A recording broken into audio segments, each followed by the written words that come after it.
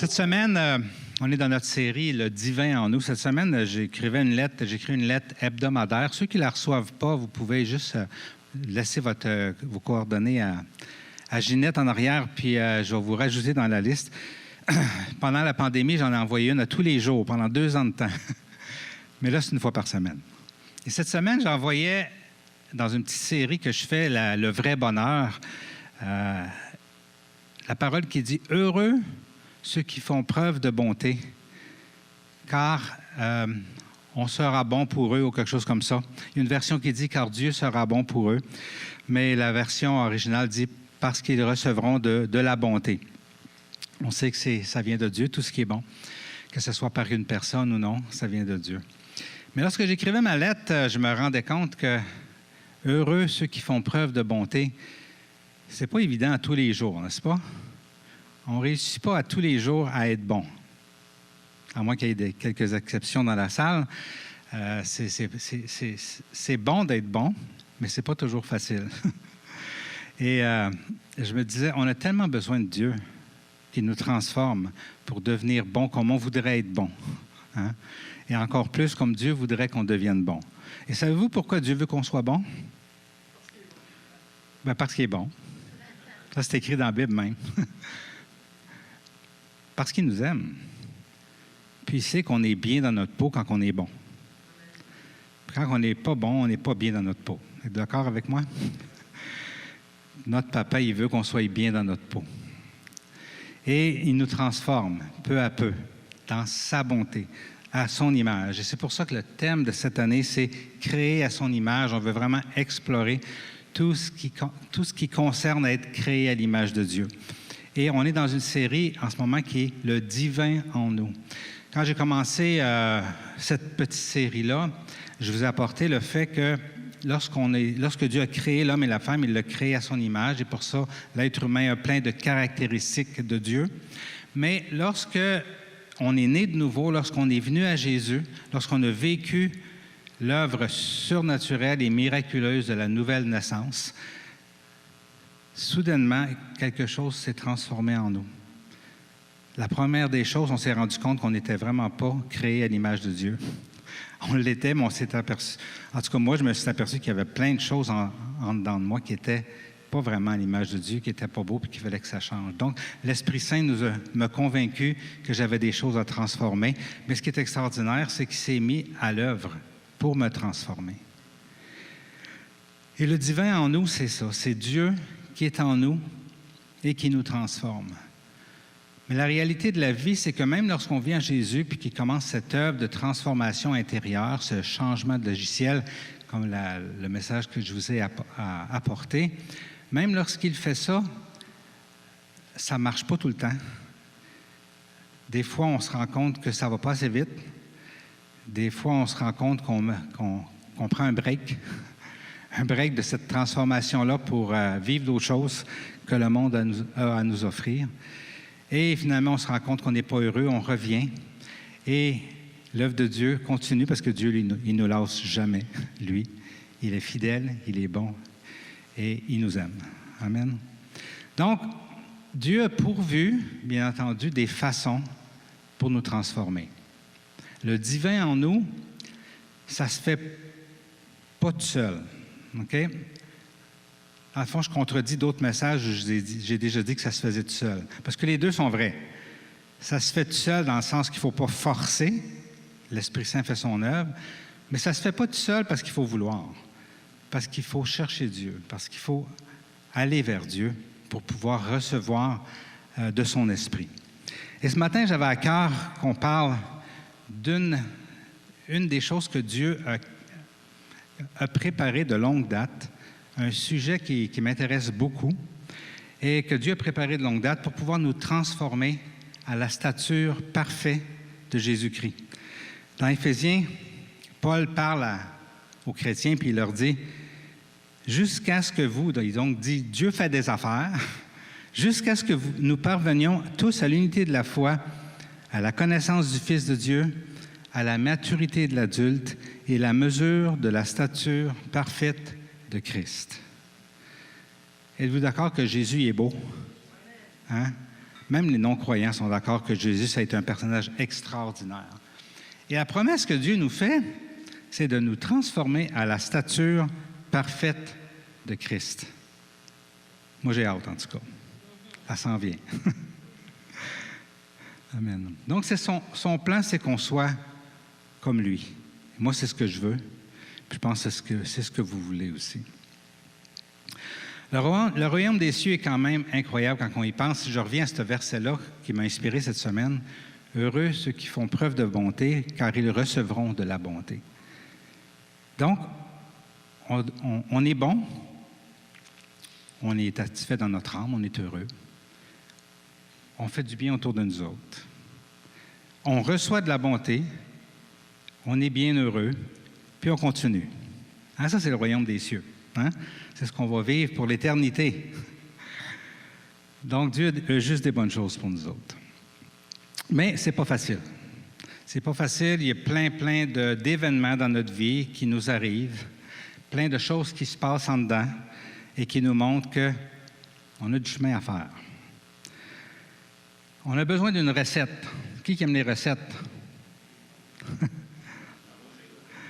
Ça va bien avec des recettes, hein? Je viens de perdre mes notes. Attendez un petit peu. Avez-vous une recette pour que je retrouve mes notes? OK, ils reviennent de revenir. Bon.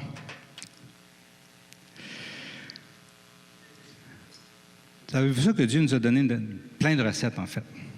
Ce matin, je vais vous parler d'une recette. Une recette que Dieu prépare depuis longtemps, depuis que son peuple Israël était sur la terre, donc depuis des centaines, des milliers d'années. Dieu prépare une recette pour nous autres. Et c'est intéressant parce qu'il a préparé cette recette-là longtemps d'avance, avant de vraiment la faire, la recette. Des centaines d'années avant de faire sa recette, il a préparé la recette. Pas pire? Il a préparé son peuple à une vérité. Et la vérité, c'est que si on mange Dieu, ben le divin en nous grandit. Et il s'est servi d'une image qui est la manne. Et aujourd'hui, je vous parle de la manne. Et j'ai le goût de décortiquer avec vous la manne qui venait du ciel. Hein, la manne, c'est une nourriture, peut-être vous mettre dans le contexte, c'est une nourriture que Dieu faisait pleuvoir du ciel pour nourrir son peuple. Et il a fait ça pendant 40 ans. Il n'avait rien à manger, il était dans le désert. Et Dieu faisait pleuvoir du pain, qu'il appelait la manne, une sorte de pain qui goûtait le miel, il paraît, la coriandre un peu. Pour le vrai, la Bible dit ça.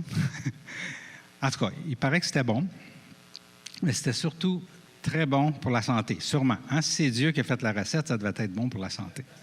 Ça devait avoir tous les meilleurs ingrédients, zéro cholestérol, peu de glucides, hein? Pas trop de sel, OK? Juste parfait pour maintenir les personnes en santé. Ça, c'est ce que Dieu a fait pleuvoir du ciel. Donc, c'est ça la manne. Et mon message aujourd'hui, c'est la manne en nous. Donc, pour tous ceux qui aiment manger, c'est une image que Dieu préparait qui était facile à comprendre. Quand on mange des aliments, tous les produits des aliments se décomposent dans notre estomac et se répandent partout dans notre corps et nous apportent des bénéfices. C'est quoi les bénéfices que les aliments nous apportent? La quoi? La santé. L'énergie. Il faut que vous parliez fort parce que je suis dur d'oreille. La vie, n'est-ce pas? Hein, sûrement la vie. Du plaisir aussi, c'est vrai. Ça rassasie, hein, manger, surtout quand on a faim. Ça apporte une paix, un repos. Les siestes sont meilleures, hein, quand on a mangé. Sauf en vieillissant des fois. Hein. Quand on vieillit, il faut manger moins le soir avant de se coucher. Mais ça apporte juste des bienfaits. Donc, le peuple qui a été nourri pendant 40 ans, il s'en souvient de cela. Dieu l'a nourri pendant 40 ans avec la manne. Fait que des siècles après, le peuple s'en souvenait encore. Un peu comme nous autres, les Québécois, on se souvient des bienfaits, mettons, de la sève de sapin que les Amérindiens nous ont enseigné parce qu'on avait le scorbut quand on est arrivé d'Europe. Et finalement, on s'est aperçu que l'hiver, quand on mangeait de la sève de sapin, de la gomme de sapin, bien, on n'avait plus le scorbut. Hein? On avait besoin de vitamine C, ça ne s'appelait pas de même dans ce temps-là. On ne savait pas c'était quoi l'ingrédient, mais ça marchait. Hein? On s'en souvient encore aujourd'hui, mes parents me contaient ça. Et le peuple, des années après, se souvenait qu'il avait déjà été nourri par quelque chose qu'il appelle la manne. Dans le psaume 78, 24, il chante. « Il a fait pleuvoir sur eux de la manne comme nourriture. Il leur a donné le pain du ciel. » Dans le chapitre 6 de Jean, les disciples demandent à Jésus, qui était vu comme un prophète dans ce temps-là, okay? Qu'est-ce qu'on doit faire pour faire les œuvres de Dieu? Et Jésus répond, bien, l'œuvre de Dieu, c'est que vous croyez en moi. Puis là, ils disent, ouais, c'était facile de croire en Moïse. Pendant 40 ans, par Moïse, Dieu a nourri son peuple. Mais toi, c'est quoi les signes? C'est quoi ce que tu peux faire de spécial pour qu'on croie en toi? Et c'est là que Jésus répond. Hein? Eux, ils disent, « Quel signe miraculeux fais-tu, donc, lui dirent-ils, afin que nous le voyions et que nous croyions en toi? Que fais-tu? Nos ancêtres ont mangé la manne dans le désert, comme cela est écrit. Il leur a donné le pain du ciel. » Okay? Jésus répond, « En vérité, je vous le dis, ce n'est pas Moïse qui vous a donné le pain du ciel, c'est mon Père qui vous donne le vrai pain du ciel. En effet, le pain de Dieu, c'est celui qui descend du ciel et qui donne la vie au monde. » Il lui dira alors, « Seigneur, donne-nous toujours de ce pain. » Et c'est là que la recette que Dieu prépare depuis des siècles, elle commence à faire du sens. Jésus leur dit, « C'est moi qui suis le pain de vie. Celui qui vient à moi n'aura jamais faim, et celui qui croit en moi n'aura jamais soif. » Dieu a nourri son peuple pendant 40 ans avec un pain physique qui venait du ciel. Okay? Le peuple de Dieu s'en souvient. Et on dit à Jésus, « Moïse, lui, a fait ça, toi, qu'est-ce que tu vas faire pour qu'on croie en toi? » Et il leur répond, « Bien, ce pain-là, là, qui fait que vous croyez en Moïse, bien, c'est moi, le vrai pain descendu du ciel. » On se met à leur place, pas facile à comprendre. Hein? C'est un changement de recette, mettons. Okay? Mais Jésus est en train de révéler que Dieu a fait ce signe-là dans le but de sa venue. Il les a nourris avec la manne dans le désert parce qu'il savait qu'un jour, il viendrait sur la terre et lui serait le pain de vie qui donne la vie aux êtres humains. La nouvelle vie, la vie éternelle, c'est lui. Amen. Dans Exode, chapitre 16, si on veut se mettre dans le contexte et un peu aller chercher des leçons de cette manne-là, c'est ça que j'avais à cœur de faire aujourd'hui. Ça dit, toute l'assemblée des Israélites partit d'Élim. Donc, ils venaient de sortir d'Égypte, ça faisait pas tellement longtemps. Ils avaient été dans un oasis, et là, ils étaient partis de là. Et ils arrivèrent au désert de Sin, qui est entre Élim et le mont Sinaï. Le 15e jour du 2e mois après leur sortie d'Égypte. Toute l'assemblée des Israélites murmura contre Moïse et Aaron dans le désert. Les Israélites leur dirent, « Pourquoi ne sommes-nous pas morts de la main de l'Éternel en Égypte, quand nous étions assis près des marmites de viande, quand nous mangions du pain à satiété? Au contraire, vous nous avez conduits dans ce désert pour nous faire mourir de faim, pour faire mourir de faim toute cette assemblée. » Donc, après avoir traversé la mer Rouge, après avoir vu tout ce qui s'était passé, le peuple de Dieu commence à avoir faim. Puis on est d'accord que quand on a faim, on n'est pas pareil. Avez-vous déjà remarqué ça? Les belles vertus qui sont en nous, quand on a faim, des fois, ils tombent. Donc, ils n'étaient pas différents de nous autres. Donc, ils se plaignent. ils murmurent. On va mourir de faim, ça n'a pas d'allure. OK? On peut entendre un petit peu comme une personne qui ne connaît pas Dieu, qui croit que Dieu existe, mais qui ne le connaît pas personnellement.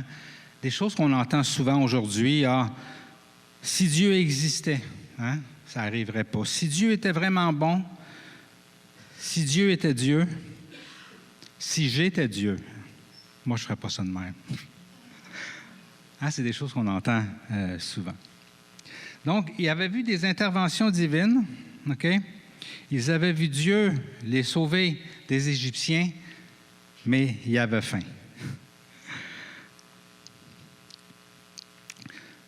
Ça dit, l'Éternel dit à Moïse, je vais faire pleuvoir du pain pour vous depuis le ciel. Le peuple sortira et en ramassera chaque jour la quantité nécessaire.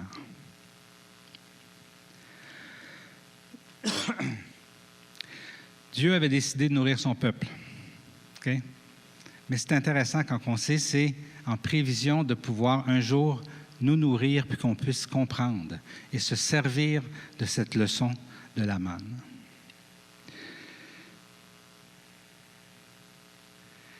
Chacune des personnes qui a ouvert son cœur à Jésus a accès à cette manne qui remplit et qui rassasie spirituellement.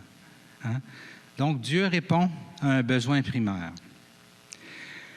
L'Éternel dit à Moïse, je vais faire pleuvoir du pain pour vous depuis le ciel. Le peuple sortira, en ramassera chaque jour la quantité nécessaire. Donc, le premier principe qu'on pourrait apprendre de ce pain descendu du ciel pour nous, qui est Jésus, c'est que Dieu nous demande d'en ramasser à chaque jour. Et ça, je pense, c'est un des principes les plus importants que je voudrais nous apporter aujourd'hui.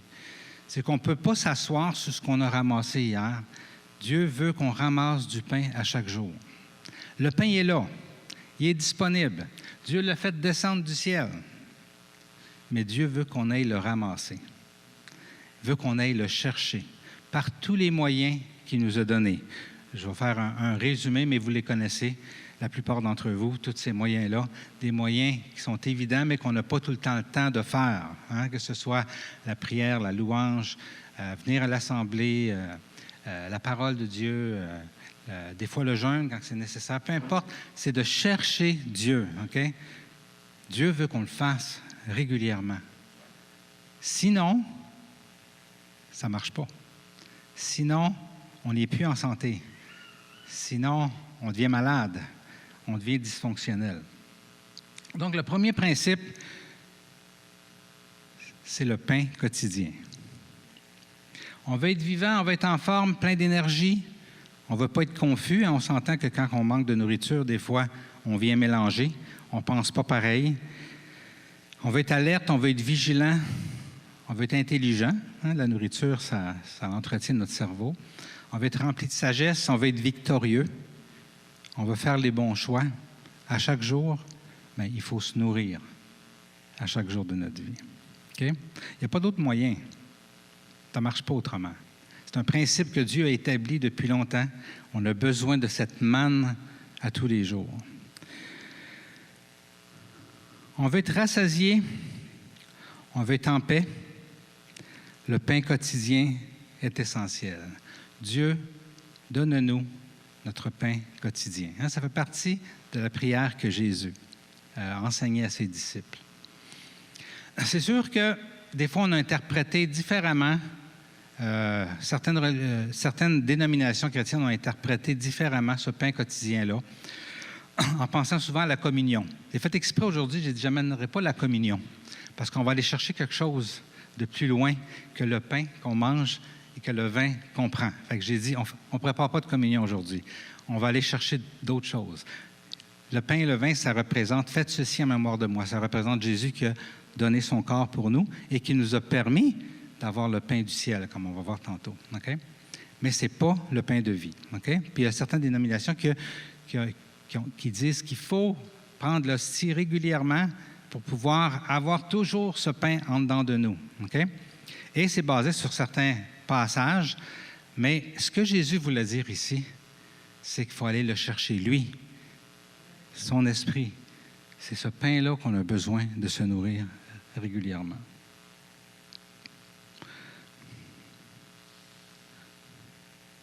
Amen. Je vais essayer de l'autre bord parce que pour le vrai, je perds mes notes puis je ne sais pas pourquoi. Bon, peut-être de même ça va marcher. Même pas. Bon, OK. Je vais y aller de mémoire. C'est correct avec vous autres? Amen. Ce qui suit, ce passage-là qu'on vient juste de lire, après que Dieu leur a dit, vous irez en chercher à tous les jours, intéressant. Il dit dans Exode 16,4, « Ainsi, je le mettrai à l'épreuve, et je verrai s'il suivra ou non ma loi. » Intéressant ici, Dieu a fait sortir son peuple d'Égypte, Dieu l'a emmené dans le désert, le peuple a eu faim, OK? Et là, il ne voulait plus rien écouter, il avait juste faim. Dieu il dit, je vais vous rassasier, je vais vous donner ce que votre bédaine a besoin, et là, je vais voir si vous allez vraiment obéir à mes commandements. C'est intéressant que ça vient tout de suite après le fait qu'il dit, je vais vous donner mon pain du ciel. OK? Donc, je te rassasie, tu n'as plus faim, tu n'as plus soif. Maintenant, on va voir ce que tu vas faire avec ce que je vais t'enseigner. On va voir si tu es vraiment de mon bord, si tu veux vraiment nous suivre. Tu sais, Dieu nous offre sa manne et une des grandes distractions de la vie, de notre vie, de notre marche avec Dieu, c'est souvent ce qu'on a pu, ce qu'on a renoncé, ce qu'on aimait avant, mais qui n'est plus là. Hein? Puis le peuple d'Israël n'était pas différent de ça. Dans le livre des Nombres, ça dit « Le ramassis de gens qui se trouvaient au milieu d'Israël éprouva des désirs. Les Israélites eux-mêmes recommencèrent à pleurer et dire « Qui nous donnera de la viande à manger? Nous nous souvenons des poissons que nous mangions en Égypte et qui nous coûtaient rien, des concombres, des melons, des poireaux, des oignons, des gousses d'ail. Maintenant, notre gosier est desséché, plus rien. Nos yeux ne voient que la manne. » Il se souvenait de tout ce qui avait été bon en Égypte. Mais il avait oublié qu'il était esclave, qu'il faisait des travaux forcés, qu'il n'avait pas le droit de décider, que des fois, il y avait de l'abus sur eux autres, OK? Qui était un peuple dominé par Pharaon et son équipe. Ça, il ne s'en souvenait plus. Il se souvenait juste des bonnes choses qu'il mangeait. Et on est pareil. On vient à Christ parce que ça va mal la plupart du temps. Bon, je sais que quelques-uns, c'est pas ça, mais je vous dirais que la grosse majorité, comme moi, c'est parce que ça va mal qu'on cherche Dieu. On trouve Dieu, on est délivré, c'est comme « wow ». Puis après ça, ça va mieux. On commence à penser à ce qu'on a renoncé, aux choses, aux voies qui ne sont pas de Dieu et qui finalement, on aimait ça, on trouvait ça bon, OK? C'était pas si pire. Hein? Là, on commence à justifier, à se dire, bien, finalement, peut-être que la Bible ne veut pas, par exemple, vraiment dire ça tout à fait. Des fois, si on ne réussit pas ça, on se dit, bien, Dieu est bon, Dieu pardonne. Petit écart de temps en temps, c'est pas grave. Hein? On n'est pas différent des Israélites de ce temps-là. Hein? On est distrait par notre vie antérieure, par ce que le monde nous offre et qui n'est pas de Dieu. Et la manne, des fois, devient moins alléchante. Pourquoi? Parce que nos pensées sont occupées par les choses du monde qui ne sont pas de Dieu, qui ne sont pas bonnes pour nous, mais qu'on aimait. Hein?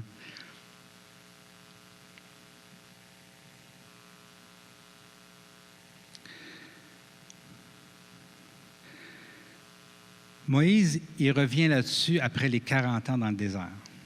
Il revient sur ce principe-là. Il dit, « Vous respecterez et mettrez en pratique tous les commandements que je vous prescris aujourd'hui afin de vivre, de devenir nombreux et d'entrer en possession du pays que l'Éternel a juré de donner à vos ancêtres. Souviens-toi de tout le chemin que l'Éternel, ton Dieu, t'a fait faire pendant ces 40 années dans le désert.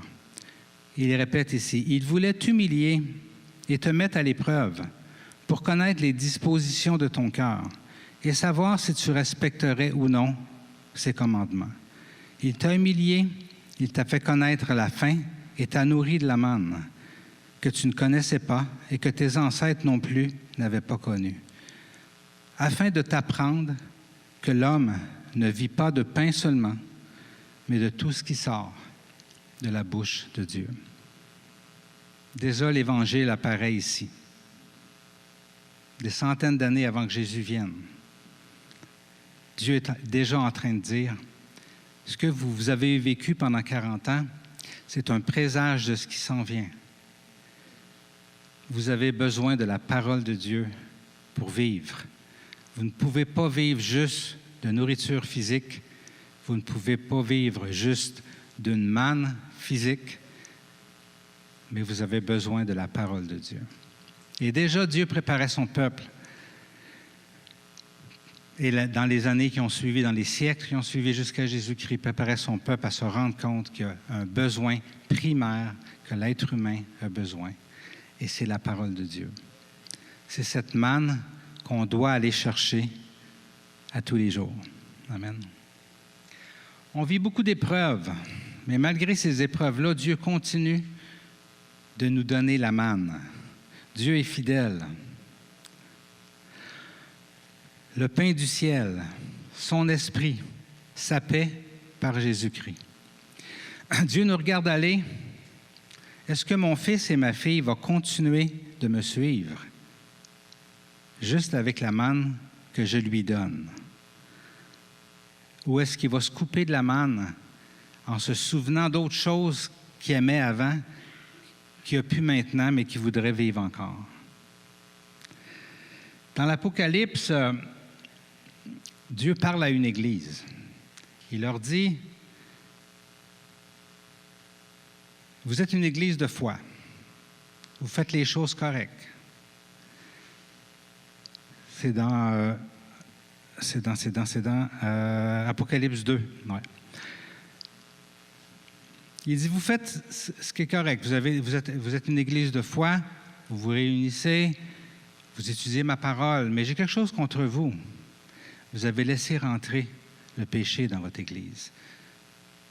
Vous avez laissé rentrer les viandes sacrifiées aux idoles. Les idoles du monde, vous vous y êtes attachés à nouveau. Que ce soit l'argent, que ce soit peu importe, tout ce qu'on vous offre, tout ce que le monde vous offre. L'immoralité sexuelle, vous l'avez laissé rentrer. Ça, j'ai ça contre vous. Et il finit en disant, au vainqueur, celui qui persiste avec ma manne et qui ne cherche pas la manne, la fausse manne que le monde lui offre, au vainqueur, je donnerai à manger la manne cachée. Et je lui donnerai un caillou blanc. Sur ce caillou est écrit un nom nouveau que personne ne connaît, si ce n'est celui qui le reçoit. Autrement dit, au vainqueur, celui qui se contente de ma manne, je vais lui donner une identité unique, un nom unique, parce que vous êtes tous uniques pour moi. Mais il dit aussi, je vais vous donner de la manne cachée. Et c'est intéressant ici, parce que tous ceux qu'on marche avec Jésus depuis un bout de temps, on se rend compte que, contrairement à la manne que le peuple de Dieu a mangé dans le désert, qui goûtait toujours la même chose, même s'il y avait tous les ingrédients pour rester en santé, la manne que Dieu nous donne, okay, c'est comme si on découvrirait les milliers d'ingrédients de la manne qu'il donnait à son peuple. Au lieu de juste goûter le gâteau, on vient qu'on goûte chacun des ingrédients, tous aussi glorieux les uns que les autres. Et Dieu nous révèle des choses nouvelles constamment. Il nous révèle son royaume constamment, des choses sur nous, des choses sur l'être humain, des choses sur lui, des choses sur sa création, des choses sur son plan. Et on va de gloire en gloire, on est émerveillé, de merveille en merveille, en goûtant cette manne, en allant la chercher parce qu'elle nous est disponible, en allant la chercher à tous les jours. Donc, c'est beaucoup moins monotone que la manne dans le désert qui goûtait tout le temps la même affaire, la manne que Dieu nous donne. Mais à cause de notre nature humaine, de notre nature pécheresse, on a toujours tendance à vouloir chercher des choses qu'on a déjà vécues, qu'on a déjà eues, qui nous manquent, que le monde a l'air à être heureux, sans Dieu, à vivre. On veut aller rechercher ça. Dieu nous invite à sa manne, parce qu'il sait qu'il n'y a rien de meilleur que sa manne pour nous rendre heureux. Je ne dis pas que pour nous donner des plaisirs. Il y a des plaisirs de ce monde qui sont bons, mais ça ne nous rend pas heureux. Amen.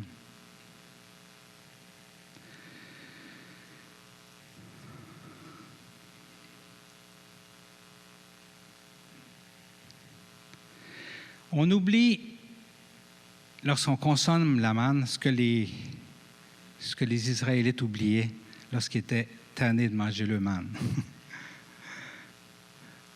Il y a un événement spécial où, à un moment donné, Dieu leur a dit, « OK, vous en voulez? Des choses que vous aviez en Égypte? Bien, je vais vous donner de la viande. Je vais vous en faire manger pas une journée, pas 2 jours, pas une semaine, 1 mois de temps. Vous allez être tellement écœurés, là, elle va vous sortir par les narines. » C'est dit carrément de même dans la Bible. Ça nous arrive-tu d'être tellement écœurés qu'on dit, « Ah, Dieu, je reviens à toi. » Quand on fait des mauvais choix. Hein? Il y en a qui appellent ça le fond du baril. Okay? Peu importe comment on l'appelle, on n'est pas obligé que ça nous sorte par les narines puis qu'on soit écœuré avant de revenir à Dieu. On peut se nourrir de sa manne à tous les jours.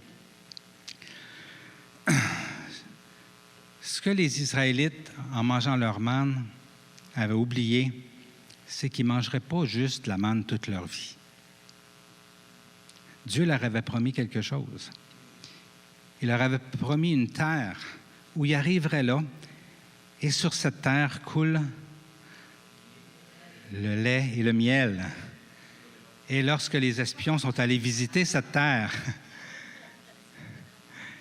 il y avait des fruits, il y avait des céréales, il y avait toutes sortes de bonnes choses, il y avait des légumes, toutes des choses bonnes pour la santé, bonnes au goût. Il avait oublié que c'est vers ça qu'il s'en allait. Et souvent, on oublie que c'est vers ça qu'on s'en va aussi. Vous savez, la manne que Jésus nous donne en ce moment, c'est un petit aperçu de ce qu'on va voir lorsqu'on va arriver de l'autre bord, au royaume des cieux, à la Nouvelle Jérusalem. On n'a pas idée. Ça va être... On a un avant-goût, c'est déjà bon. D'accord? Fait qu'imaginez-vous ce qui nous attend. C'est la même chose que les Israélites ont vécu. Ils ont mangé, ils ont vu la gloire de Dieu dans le désert, mais quand ils sont arrivés dans la terre promise, Dieu leur a donné des victoires sur tous les peuples. Il les a nourris avec les meilleurs mets du pays. Il en a pris soin. Il les a établis. C'était juste du bon qu'il y avait dans la terre promise. Mais quand ils mangeaient la manne et qu'ils pensaient en arrière à ce qu'ils mangeaient en Égypte, bien là, ils étaient malheureux. Dieu nous invite à avoir les yeux fixés sur ce qui s'en vient. Notre cœur, là. Et en attendant, bien, la manne qu'il nous donne, elle ne goûte pas toujours la même chose. Dans Josué, lorsqu'ils sont arrivés dans la terre promise, ça dit, la manne cessa le lendemain de la Pâque. Au moment où ils mangèrent du blé du pays, les Israélites n'eurent plus de manne et ils mangèrent des produits du pays de Canaan cette année-là. Amen. Prise de Jéricho, c'était le titre du prochain chapitre. C'était pas supposé d'être ça à slide. Amen. Là où coule le sirop d'érable et le lait. Amen.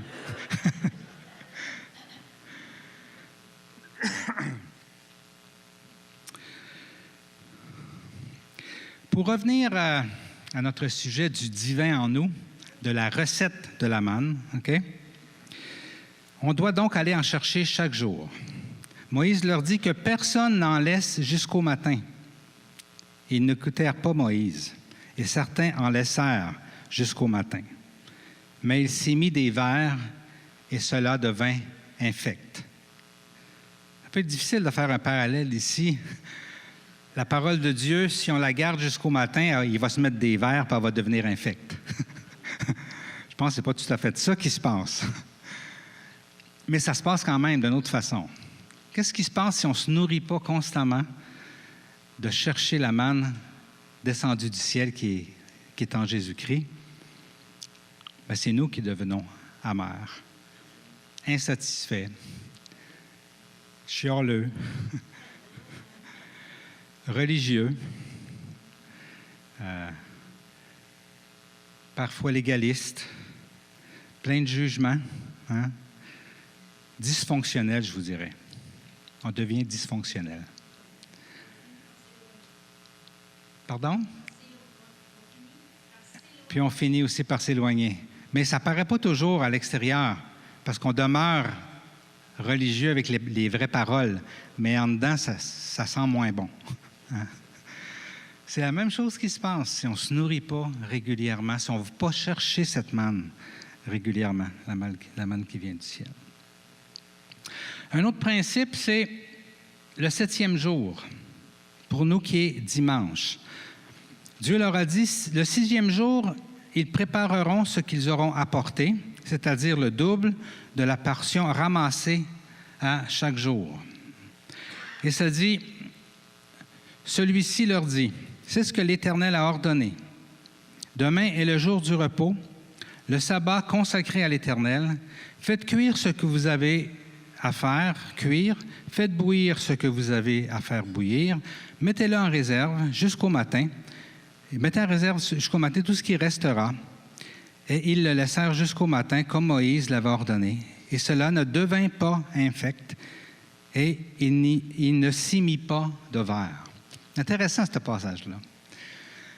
Dieu avait demandé à son peuple, le 7e jour, allez pas ramasser. Parce que la manne que je vous prépare pour le 7e jour, pour la journée du Seigneur, c'est une manne spéciale. Vous allez la ramasser la veille, puis celle-là, elle ne deviendra pas infecte. Les vers ne s'y mettront pas. Vous savez, la journée du Seigneur, la convocation que Dieu fait depuis Moïse, hebdomadaire, c'est plus que juste une assemblée religieuse. C'est plus qu'une routine. C'est plus qu'une tradition. C'est surnaturel. C'est une manne surnaturelle que Dieu prépare pour nous cette journée-là. Et Dieu nous dit, préparez, pendant les 6 jours de la semaine, allez chercher de la manne. Priez, cherchez-moi. Ouvrez votre parole. Hein? Mais il dit, le 7e jour, allez juste recevoir. Ouvrez vos cœurs, ça va vous tomber dessus parce que moi, j'ai préparé une manne spéciale pour vous autres, le dimanche. Il ne faut pas se priver. Il ne faut pas se priver de cette manne-là. Moi, c'est sacré pour moi, cette journée-là. Je ne laisse rien passer qui va m'empêcher d'aller à l'assemblée le dimanche. Quand je suis en vacances, je vais dans une autre assemblée, mais pour moi, c'est sacré, cette convocation-là. Pourquoi? Pas parce que je suis religieux, pas parce que je veux suivre la tradition, pas parce que ma conscience va être affectée. Rien de ça. C'est la manne que je reçois. Cette manne surnaturelle. Là où les frères sont rassemblés, comme le psaume 133 dit, c'est là que j'envoie ma bénédiction. C'est une manne qu'il ne faut pas se passer, frères et sœurs. Et faisons-en une priorité dans notre vie. Dieu a préparé pour chacun de nous une manne tous les dimanches. Et venons la recevoir. Amen.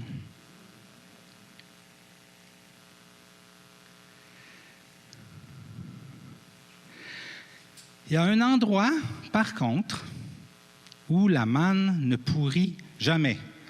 Saviez-vous ça? Savez-vous c'est où? On va lire un passage. Dans Hébreux 9, 3, 4. Hébreux explique beaucoup l'Ancien Testament. Et ici, Hébreux est en train d'expliquer le temple, le lieu saint et le lieu très saint. Et le lieu très saint se trouve la présence de Dieu. C'est en arrière du second voile, ce voile qui a été déchiré lorsque Jésus est mort sur la croix pour exposer la présence de Dieu sur toute chair. Ça dit, derrière le second voile se trouvait la partie du tabernacle appelée le lieu très saint. Elle abritait l'encensoir en or pour les parfums, ainsi que l'arche de l'Alliance, entièrement recouverte d'or. Ce coffre contenait un vase d'or rempli de manne, le bâton d'Aaron qui avait fleuri et les tables de l'Alliance. Dans ce coffre-là, il y avait une richesse incroyable. Il y avait les tables de l'Alliance, c'est-à-dire la loi de Dieu, c'est-à-dire les principes de Dieu, les valeurs de Dieu étaient là. Il y avait le bâton d'Aaron, qui était un bâton sec qui était poussé une fleur après, surnaturellement. Donc, la vie de Dieu qui vient sur les eaux sèches que nous étions avant de le connaître. Et troisièmement, il y avait cette manne qui a été gardée pendant des siècles sans qu'elle pourrisse, sans que les vers s'y mettent, sans qu'elle devienne infecte. Dans la présence de Dieu, la manne d'hier est encore bonne. Et même, elle a toujours une saveur nouvelle et meilleure. Et Dieu nous invite dans le lieu saint, le lieu très saint, régulièrement, à aller se rappeler la manne qu'on a ramassée dans le passé pour la rendre encore avec une plus grande valeur, avec une plus grande profondeur dans chacune de nos vies. On revient à Jésus. Il dit, « En vérité, je vous le dis, celui qui croit en moi a la vie éternelle. Je suis le pain de la vie. Vos ancêtres ont mangé la manne dans le désert et ils sont morts. Voici comment est le pain qui descend du ciel. Celui qui en mange ne mourra pas. » La manne du désert a fait que les gens ont pu vivre pendant 40 ans, nourris du ciel, mais ils sont morts. Jésus dit, « Moi, la manne que je suis pour vous, ça fait que vous mourrez jamais. » Avouez qu'on est béni d'être né après Jésus-Christ. Je suis le pain vivant descendu du ciel. Si quelqu'un mange de ce pain, il vivra éternellement. Et le pain que je donnerai, c'est mon corps que je donnerai pour la vie du monde. C'est sûr que ça l'a scandalisé bien des gens qui l'écoutaient dans ce temps-là. Hein? Parce qu'ils disaient, mon corps est vraiment une nourriture. Mon sang est vraiment un breuvage. Wow, wow, wow, on n'est pas des cannibales. Mettez-vous à la place des gens qui l'écoutaient. Encore là, Jésus transmettait la recette, le message préparé depuis des siècles de la manne. Hein? Si quelqu'un mange de ce pain, il vivra éternellement. Et le pain que je donnerai, c'est mon corps que je donnerai pour la vie du monde. Dans un autre passage, ça dit, « Il est bon que je meure, car je vous enverrai mon esprit. » Donc, quand Jésus parle que la manne, c'est mon corps que je vais donner, bien, il parlait de ce qu'il avait besoin de faire pour nous ouvrir le ciel à l'Esprit de Dieu. Parce que la manne, c'est son esprit. Ce n'est pas Jésus homme, la manne. Jésus homme, il fallait qu'il meure pour qu'il nous envoie son esprit. Donc, cette manne venue du ciel, descendue du ciel, c'est l'esprit qui nous est maintenant disponible à cause de Jésus qui est mort sur la croix pour nous, qui a payé pour nos péchés et qui permet au Saint-Esprit de venir vivre en nous, même dans notre imperfection, parce que Jésus nous revêt d'un vêtement blanc. Jésus nous purifie de nos péchés par son action sur la croix. Donc, cette manne, c'est l'Esprit. Et c'est ce que Jésus dit un petit peu plus loin. C'est l'Esprit qui fait vivre. L'homme n'arrive à rien. Les paroles que je vous dis sont esprit et vie. Amen.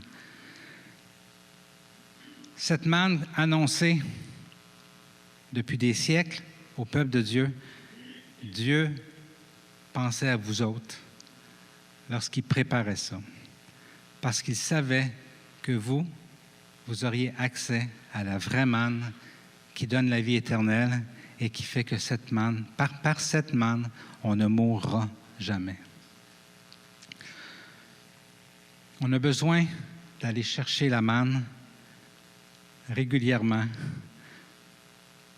pour pouvoir vivre en santé spirituellement et être les bienheureux et avoir la vie abondante que Dieu veut qu'on ait.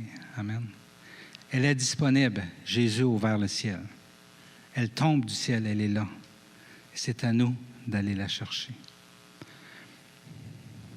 Vous savez, la Bible, ce n'est pas le pain du ciel, mais c'est le chaudron qui la contient. Ça, ce que je vais vous dire là, ce n'est pas écrit dans la Bible, mais c'est inspiré de la Bible. C'est un gros chaudron.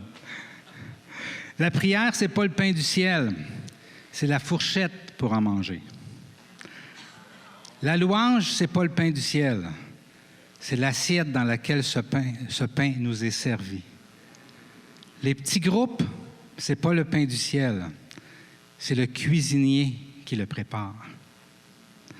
L'assemblée du dimanche, ce n'est pas le pain du ciel, c'est la réserve de pain qui est déversée sur ceux qui y viennent. Nos temps d'arrêt quotidiens devant Dieu, en lisant la parole, en lui, parlant, en l'écoutant, ce n'est pas le pain du ciel, c'est la démarche pour aller chercher quotidiennement la manne qu'on a besoin pour avoir le divin en nous. Notre obéissance à sa parole. On a beau faire tout le reste, si on n'a pas l'obéissance à ses principes, à sa parole, on est coupé de la manne. Dieu vous a donné la manne pour vous mettre à l'épreuve et savoir si vous suivriez ses commandements. On néglige trop cela. On met la grâce gros comme ça, puis on se dit on peut se permettre n'importe quoi. On ne perd pas notre salut quand on s'écarte, mais on est coupé de cette manne. Donc l'obéissance est important. Ça fait partie d'aller chercher la manne de Dieu. Donc l'obéissance à sa parole et ses principes, ce n'est pas le pain du ciel, mais c'est ce qui ouvre tout grand le garde-manger, le réfrigérateur et le congélateur du ciel. Je vais inviter les musiciens, on va faire un dernier chant.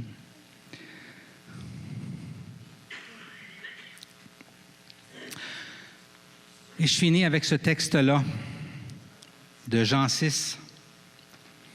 Jésus leur dit, en vérité, je vous le dis, si vous ne mangez pas le corps du Fils de l'homme, si vous ne buvez pas son sang, vous n'avez pas la vie en vous-même. Celui qui mange mon corps et qui boit mon sang a la vie éternelle, et moi je le ressusciterai au dernier jour. En effet, mon corps est vraiment une nourriture, mon sang est vraiment une boisson. Celui qui mange mon corps et qui boit mon sang demeure en moi, et moi je demeure en lui. Tout comme le Père qui est vivant m'a envoyé et que je vis grâce au Père, ainsi celui qui me mange vivra grâce à moi. Voici comment est le pain descendu du ciel. Il n'est pas comme la manne que vos ancêtres ont mangée. Eux sont morts, mais celui qui mange de ce pain vivra éternellement. Savez-vous c'est quoi le miracle que Jésus a fait juste avant de dire ça à ses disciples? C'est le miracle où il multiplie le pain et les poissons. Dieu s'est donné l'autorité de parler de cette façon-là parce qu'il a créé une manne pour à peu près 10 000 personnes en les nourrissant de façon surnaturelle avec du pain et des poissons. Ensuite, ces gens-là sont venus le retrouver et c'est là qu'il a dit « Je suis ce pain-là. Celui qui mange de ce pain vivra éternellement. » Amen.